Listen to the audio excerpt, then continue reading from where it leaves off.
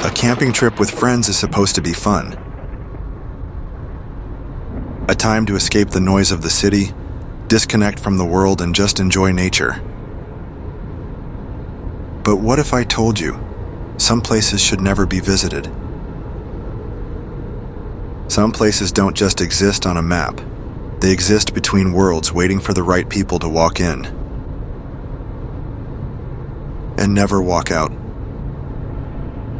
This is a story about the worst night of my life. A night that still haunts me. A night that stole one of us forever. It was the perfect plan, or at least we thought so at the time. 5 friends, Mia, Jake, Sarah, Tom, and Lisa. We had been talking about going camping for months, but life always got in the way. This time we made sure it happened. Jake had found a secluded campsite deep in the woods, a place that was supposedly untouched by civilization. No tourists, no rules, just us and nature, he had said. That sounded great at the time. We packed our gear, loaded up the car, and drove for hours. As we got closer to the woods, we noticed something weird.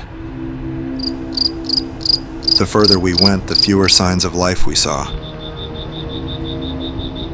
No houses, no other cars, not even street signs. Just miles and miles of towering trees. Then the GPS lost signal. "Relax, we're almost there," Jake said, but even he sounded uncertain. Eventually, we reached a narrow dirt road. It was barely visible, swallowed by trees. Jake insisted we follow it. Something felt off. The trees were wrong. They weren't like normal trees. Their trunks were too thick, their branches twisted unnaturally. And the deeper we went, the quieter it got. No birds, no wind. Just an eerie silence. Finally, we reached the clearing. It was beautiful at first. A large open space surrounded by dense forest, a small river nearby. Perfect. But as soon as we stepped out of the car, the air felt heavy. Like we weren't alone. We set up our tents and built a fire. For a while, everything was normal. We laughed, told stories, and roasted marshmallows. But then Lisa said something that sent chills down my spine. "Did you guys notice there's no sound?" She was right. Not a single insect. No distant hoot of an owl. Just dead, suffocating silence. Then we heard the first noise. A low clicking sound coming from the trees. It wasn't a bug. It wasn't an animal. It was deliberate. Like someone or something was watching us and making sure we knew it. Jake, always the skeptic, grabbed a flashlight and aimed it at the tree line. "It's probably just a deer," he said, but his voice wavered. We didn't see anything.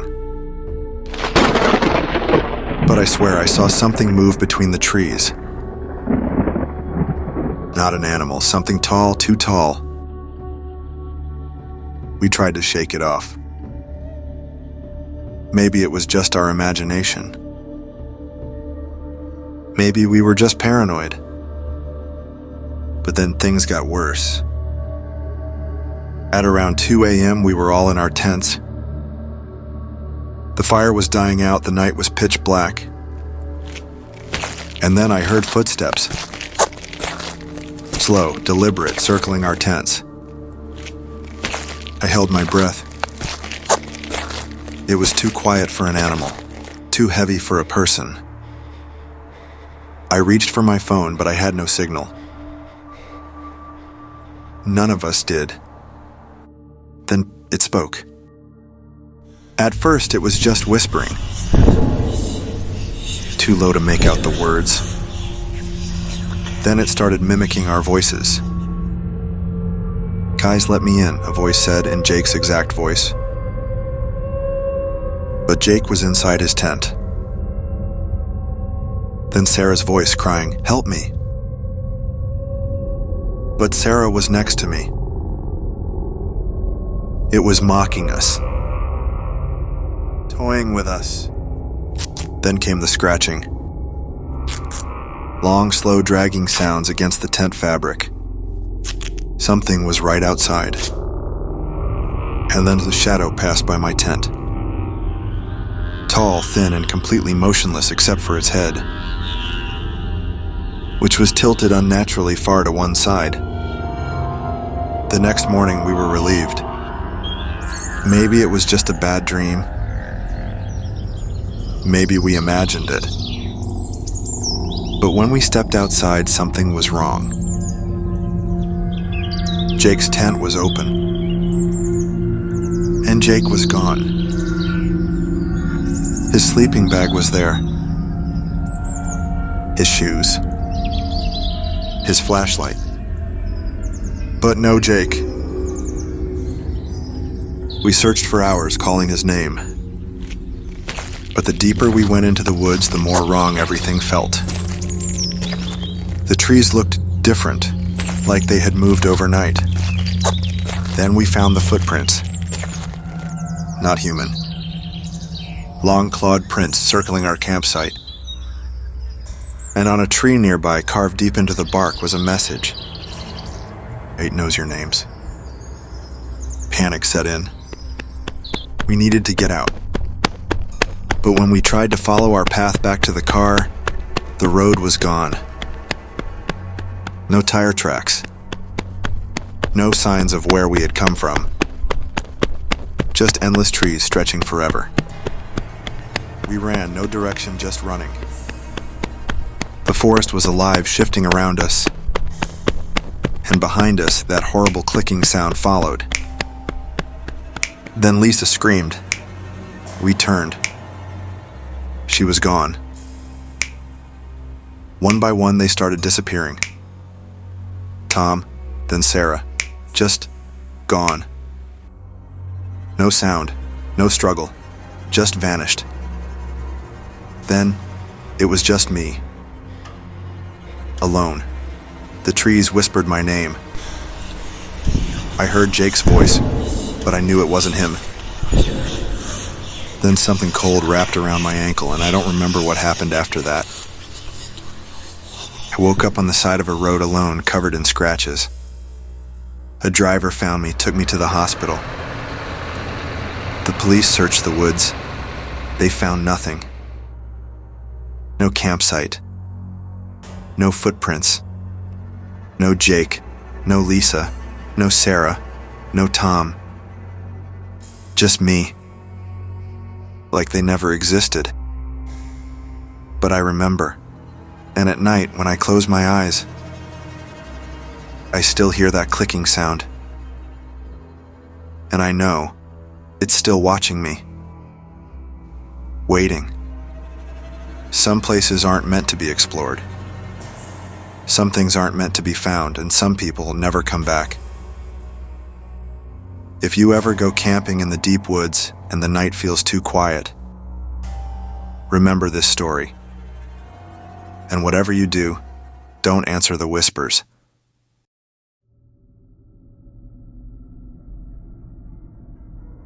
I still don't know what I saw that night. And honestly, I don't think I want to. It happened last summer when I went on a solo camping trip in the remote woods of Montana. I had done plenty of solo camping before, always enjoyed the quiet, the solitude. But this time, something was different. Something was wrong. I had set up my tent near a small creek, miles away from any other campsites. It was just me, the trees, and the endless sky above. As night fell, the forest settled into a deep, eerie silence more than usual. No crickets, no rustling leaves, just nothing. I shrugged it off, blaming my nerves. Maybe I was just overthinking. I crawled into my tent, zipped up my sleeping bag, and tried to sleep. But then I heard it. A whisper, soft, barely audible. But it wasn't coming from inside my tent. It was outside, right next to me. I held my breath, listening. Maybe it was the wind, but no, the voice was clear, distinct. It sounded like my own voice, but off, warped, stretched. Then I heard footsteps. Slow, deliberate. Crunching over the dried leaves just beyond the thin fabric of my tent. My blood ran cold. I hadn't seen anyone for miles. I was alone, wasn't I? I reached for the flashlight, my fingers trembling.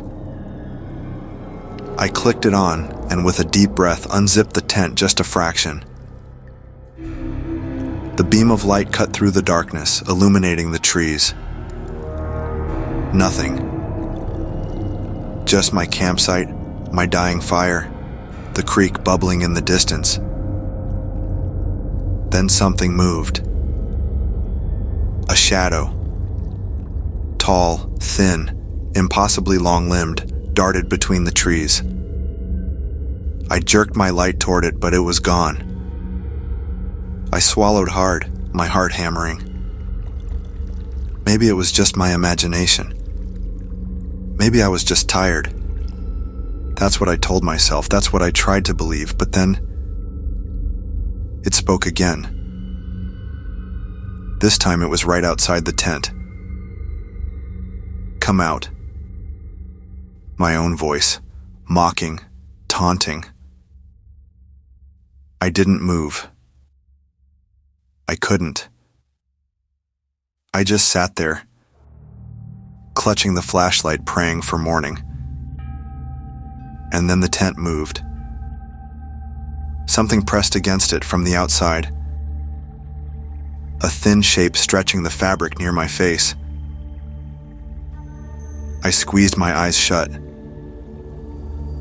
I whispered to myself, over and over, "It's not real. It's not real." And just like that, it stopped.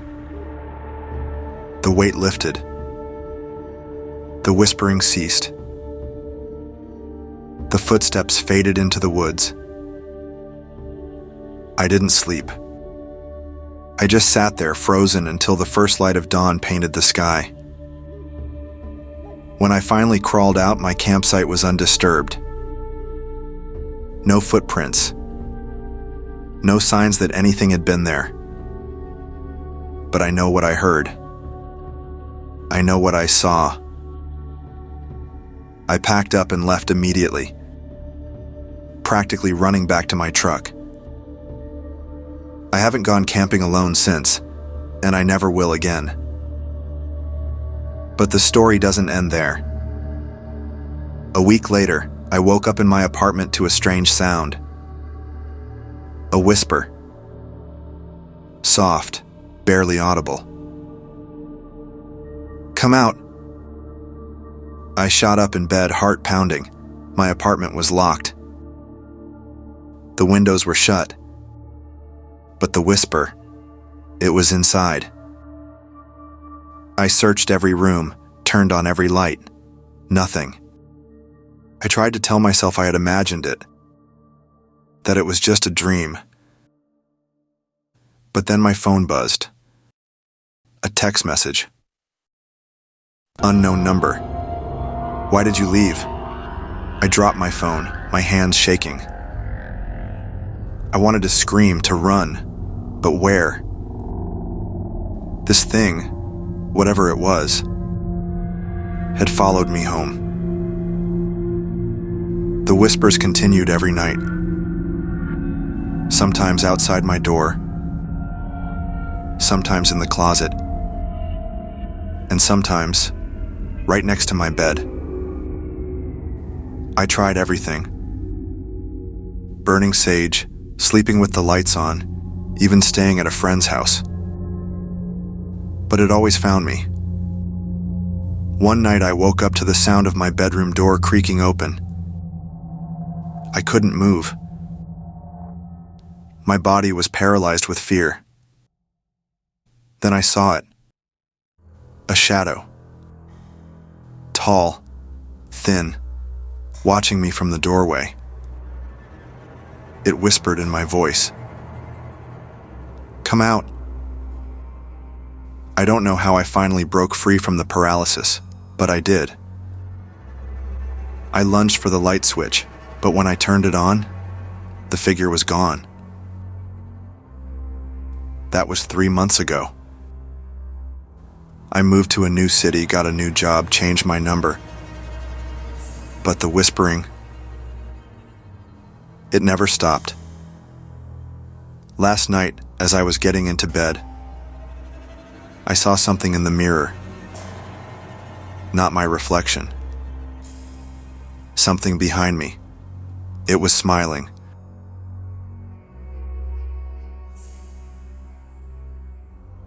We planned the trip for months, just 5 of us, a remote campsite and no cell service. It was supposed to be an escape. The first night was normal. We drank, joked around the fire, and crashed in our tents. But at 3 a.m., something woke me up. A distant humming, almost like a voice calling from the woods. I thought I was imagining it, until I saw Ryan sitting up, staring out of the tent. "You hear that?" he whispered. I nodded. Then we heard footsteps circling our tents. Not random animal noises, calculated, measured steps. My heart was pounding. I wanted to believe it was some late-night hiker. Maybe just someone walking through. But the prints we found the next morning were barefoot. Dozens of them. Long, narrow feet circling us like a ritual. I don't scare easy, but that night messed me up. The footsteps weren't random, they were slow, deliberate, like someone was pacing around us. I wanted to call out, but my throat was dry. Then, out of nowhere, we heard Lily scream from her tent. Ethan and I scrambled out, but she was already outside, shivering, her face pale. "Someone whispered my name," she said, barely able to speak. I tried to rationalize it. Maybe the wind, maybe sleep paralysis. But then we found the footprints. They weren't normal. The way they formed, it was like whoever made them had been standing there for hours, waiting. I swear I felt breath on my ear. That's what woke me up. A soft whisper, just my name, drawn out in the cold air. When I opened my eyes, the tent flap was unzipped, though I had closed it before sleeping. I ran outside, and that's when the others saw the footprints. We thought maybe some stranger was messing with us, but there was something wrong about them. The feet were too long, too narrow, and the tracks led into the woods, but never out. I refused to sleep. I sat by the fire until dawn, my back pressed against a tree. But something watched us from the trees. I know it did. We decided to pack up. Whatever was out there wasn't human. The fire was still burning when we heard it again. Low humming like a lullaby. Then, a shape emerged from the tree line. I only saw it for a second, but it was tall. Too tall, its limbs long and thin. And the worst part? It had no face. Just smooth, pale skin where eyes and a mouth should be. It didn't move. It just stood there, humming. I don't remember grabbing my bag. I don't remember running. I just know I did. But running didn't help. The footprints followed us. I'd look over my shoulder and see them forming. Fresh, sinking into the earth even though no one was there.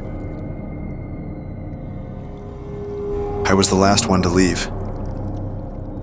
I tripped while running and hit my head.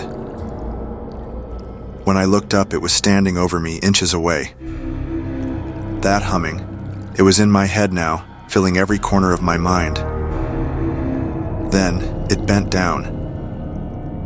Not moving like a person, but folding.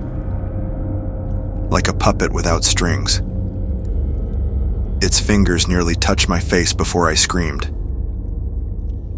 The next thing I knew, Mason was pulling me up, dragging me away. We ran until the sky turned pink with sunrise.